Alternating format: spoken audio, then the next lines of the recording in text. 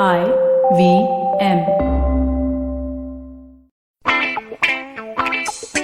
News Kids on the Block. We bring to you stories that top the nation's papers.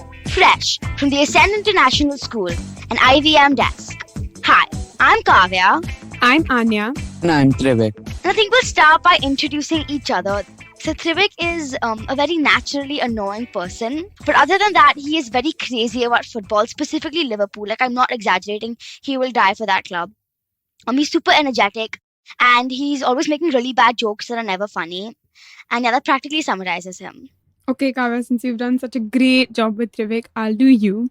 Kavya is a dancing gymnast. Like, literally, I have never seen anybody I have never met a more flexible person in my life. She is also our in-house Taylor Swift and ape enthusiast. Like, matlab, literally, she is obsessed with monkeys. Well, I'll go now and I will describe you, Anya, because you are quite definitely the strangest person I know. Whether it's Maggie or being an India enthusiast, the only word I could describe you with is annoying. Well, now that we've got those out of the way, welcome to the first ever episode of News Kids on the Block, where we give you all the top news updates of the week. And we'll start with a little COVID update. So, as you guys probably know, on the 11th of June 2021, a new variant of the coronavirus was identified, and it was known as the Indian variant, which was named Delta Plus. Kavya, there have been quite a few variants, right? So, what makes this one so different? Yeah, so there are a few, but the main one that I've read, according to the chairman of the NTAGI, he said that it was found that this variant has a greater liking for the lung tissue, so it affects them more compared to the other strains. But he also said that it does not mean that the variant causes more diseases that are severe. And it also doesn't mean that it spreads more easily. Oh, okay. So lately there's been a lot of apprehension about how future waves of COVID will affect children. Has there been any clarity on that? Yeah, actually, the government did provide a bit of clarity on that. So obviously, like you said, there was a lot of tension around that. But the government clarified that while there is a risk that children might get COVID in the future waves, the third wave specifically, and there is a chance that they might get COVID, so it's still important we stay safe.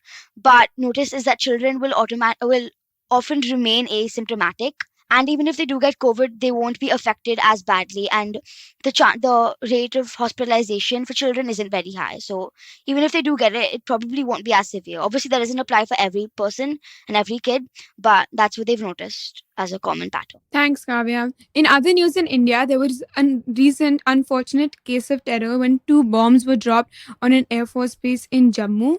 The Indian Express reported 2 back-to-back explosions, which according to sources occurred at 1:37 in the morning and then 1:42 in the morning, respectively. That's so unfortunate. We hear stories like this way too often. Were there any casualties? There were 2 injured IAF personnel, Warrant Officer Arvind Singh and as well as leading aircraftsman SK Singh. They were both given first aid, and sources across intelligence said that none of them heard a drone or anything like that. And they all gave statements that they came out of the building and then heard a blast. And then when the second blast happened, that's when they got injured. Currently, the authorities are suspecting that the Lashkar-e-Taiba is most probably behind this unfortunate attack. Yeah, and after the terrorist attacks on the Jammu Air Force Station, the police registered a case and an FIR under Section 16 and 18 of the Unlawful Activities Prevention Act. Anyways, let's take a quick break and come back. Stay tuned because we have a lot more news on the other side. If you love cricket, listen up. The Edges and Sledges Cricket Podcast is here for you. Hosted by DJ, Varun, and me, Ashwin, we bring a fun, fresh fan's point of view to talking all things cricket. Sometimes it's just the three of us, sometimes we have guests, including current and former international cricketers. For new episodes every week, check out the Edges and Sledges Cricket Podcast on the IVM app, website, or wherever you get your podcasts. Welcome back. You're listening to News Kids on the Block. This is Trivik. And for our next story, let's take a trip slightly more to the west, where Derek Chauvin, the ex-police officer involved in the murder of George Floyd in Minneapolis last year, was sentenced to 22 and a half years in prison last Friday night. Judge Peter Cahill stated that the sentencing was not based on emotion or the opinion of the public, but that he wanted to acknowledge the deep and tremendous pain that all of the families are facing, especially the Floyd family. What were the charges he faced, Trivik? The ex-law enforcer was charged with second-degree and third-degree murder in addition to second-degree manslaughter in the death of George Floyd, which occurred on the 25th of May, 2020.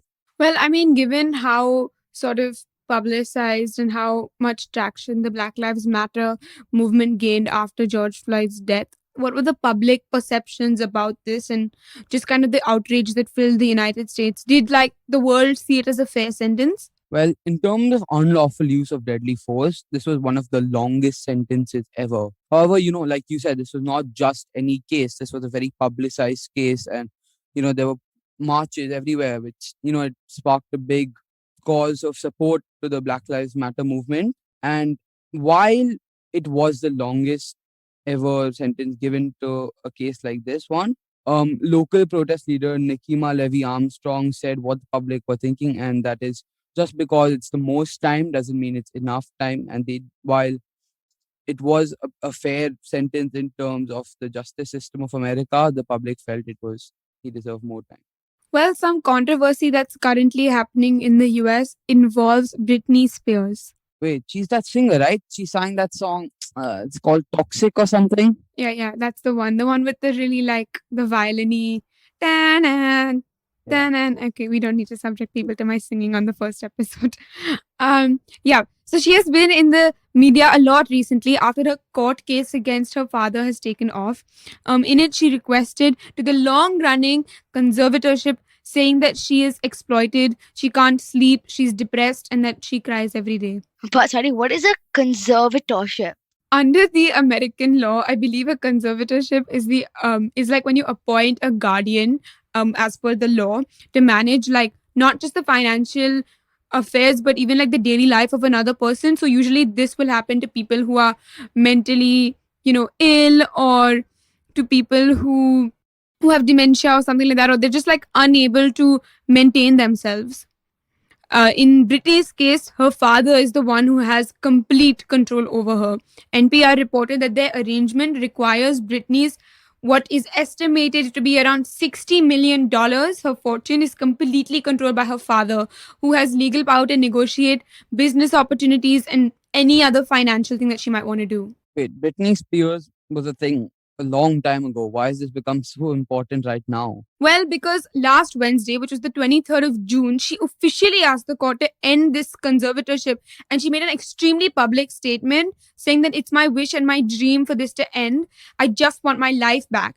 And, through her statements and through the court, she talked about how if she can take care of herself just fine, she's paying other people, why can't she have her own money? And I really like what this one magazine called Harper's Bazaar said, and I'm quoting them here. There's a lot we don't know about the extent of Spears' mental health, but we do know that she is able enough to work, perform for audiences, record albums, and make money. Cash that is then overseen by her father. She isn't, however, apparently capable of making a decision about whether to have a baby or how to spend her earnings. She isn't even allowed to choose the color of her kitchen cabinets. And I think that just speaks a lot of the kind of control that you can give to someone over the law. And Britney Spears, like, we know Britney Spears. You've heard her songs. You've heard Toxic. We just quoted it for you. So with all of that, like, she's still got someone literally controlling her life. Yeah, that seems really intense, like I said. And I think I can't imagine being such a big influence and still having another person having so much control over my life. I think with that, we'll take a break. Hello, everybody. Welcome to another great week on the IVM Podcast Network. If you are not following us on social media, please do. We're IVM Podcast on Twitter, Facebook, and Instagram. We'd like to thank the sponsors on the network this week. Thank you so much to Cred, CED, and Global Victoria. Without you guys, this thing would not be possible. So, on the note, Maruk Inayat gives us an overview of the potential Twitter ban in India. On this round is on me. Gauri Devi Dayal was joined by actor-producer Purna Jagannathan to talk about her career in Bollywood, Hollywood, and theatre. She talks about the upcoming season of the show Never Have I Ever. On Cyrus Says, we had legendary musician Usha Uttup. She took us through her journey and shared her experiences as the unconventional musician. In the second installment of the Father's Day special on Akla Station Adulthood, Ayushi has a candid conversation with her father, Siddharth Amin. On the Global Victoria Tech Talks podcast, we showcase some compelling new tech stories coming out of Melbourne. Whether it's from the buzzing gaming industry or the robust edtech sector, Victoria is increasingly becoming a hub of emerging technology. And we talk to some thought leaders and industry legends about the same. Catch all the action from the World Test Championship on the Edges and Sledges podcast. For our Hindi listeners, we have Khel Niti, which goes live on YouTube every morning. And with that, let's get you back to your show. Welcome back. You're listening to News Kids on the Block. This is Trivik, and let's dive into the world of sports, where recently in the world of football, like Kavya said, the sport which is basically my life at this point, and Switzerland took on France in the blockbuster game of the round of 16 of the UEFA European Championship. The game ended 3-all, and Vladimir Petkovic's men knocked out the favorites of the competition in a penalty shootout. I didn't watch that match. I didn't really watch my football, but I heard a lot of like drama and I heard that it was very crazy. Can you walk us through what happened there? Well, there were many brilliant performances from the Switzerland team in particular. You know, they had to limit the France's team's opportunities to win this game because, in terms of, I guess, individual quality, France had a very superior team. But on the day, Switzerland came together as a team and they held the score at 3-3. They sent it to penalties and where they won, obviously. A standout performer on their team was Granit Xhaka, the Arsenal man who was linked to. He's probably going to join AS Roma after the end of the European Championship. He put in a brilliant performance. He was the anchor in the midfield for Switzerland, and it's a shame that they're going to be missing him in their next game because he's picked up too many yellow cards and has been suspended for the quarterfinals. Well, I know that Kylian Mbappe missed the penalty, and I'm pretty sure that that's what sent France home. And I mean, just to think about how traumatizing missing that penalty was especially for a player of his stature. Well, Mbappe is a pretty, he is a superstar in the world of football, and he's also very young. And his career is pretty. I think it doesn't have many bad moments so far. He's not really been at fault for any losses until this moment. And I think every great player has their one choke moment, but I believe he can only learn from this experience, and that next time a penalty of this level comes, he has to take a penalty of this level or is faced with a moment of such high pressure, I don't think he'll miss.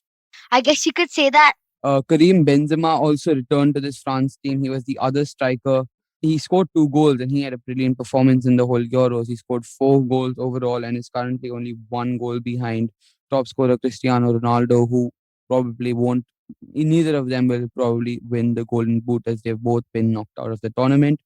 But I think his return to France's team was a success, but not for them. I guess you could say that Kareem's return to the French side wasn't a dream.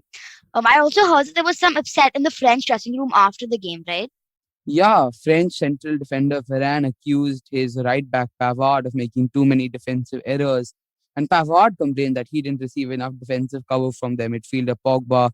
And then Varane went and talked to Pogba, who then approached Pavard and told him to say it to his face. So it's all very high school.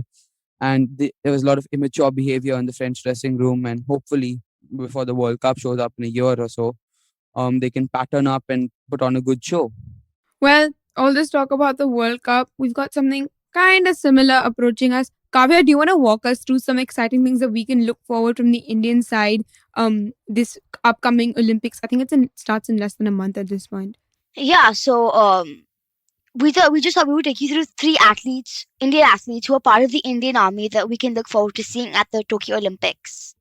That's so cool. And I think it's such a great representation of our country and our armed forces. I'm not going to lie, it's kind of eerily coincidental that we have 3 athletes from the Indian Army now when, just after Milkha Singh's unfortunate demise. It just seems like a little coincidental to me in a good way. Yeah, and there's actually more than 3. I just had to keep it short today. But let's start anyway. So the first one is Satish Kumar. He is a 32-year-old who joined the army in 2008. And he's been part of many. He's a boxer, if I didn't mention, and he's been a part of many boxing tournaments. He won a bronze medal at the 2014 Asian Games, and in fact, he was also a part of the 2018 Olympics, where he won a silver medal. Wow, it seems like we can expect some great things from him this year. Yeah, definitely. Next is Neeraj Chopra. He is a 23-year-old who joined the army at a very young age, actually, in the year 2013, and he's a junior commissioned officer. And he'll be taking part in the javelin throw. He actually currently holds the national record of 88.07 meters, and he has won a gold medal in the 2018 Asian Games and the Commonwealth Games. And last but definitely not least, there is Tarundeep Rai. He is a 37-year-old. He's also a junior commissioned officer who is currently in the army. And he made his debut in archery in 2003 when he was only 19 years old. He is the first Indian archer to win an individual medal at the Asian Games, which was in 2010. So like I said, we can only fit in 3 today, but there are so many more, and we'll definitely be cheering for them behind our TV screens. That's all we have for you today. If you like this podcast, don't forget to check out other interesting podcasts on the IVM network. You can listen to us on the IVM Podcast app or ivmpodcast.com. You can also follow us on our social media. We are at IVM Podcast, that's IVMPODCASTS on Twitter and Instagram. We'll see you next week. Do share this episode with your folks. Stay safe and don't forget to do your homework.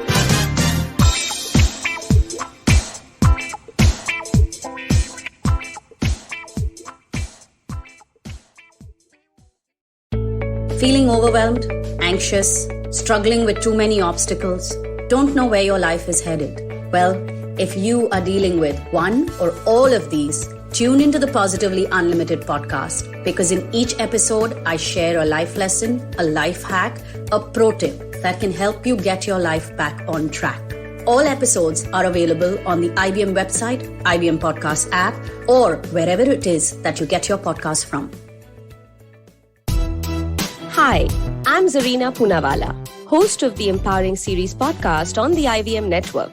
I happen to be a peak performance coach and leadership coach by profession, and I'm here to share with you productivity tools, life-altering techniques, and real life hacks to help you achieve your maximum potential in everything you do, your relationships, professions, careers.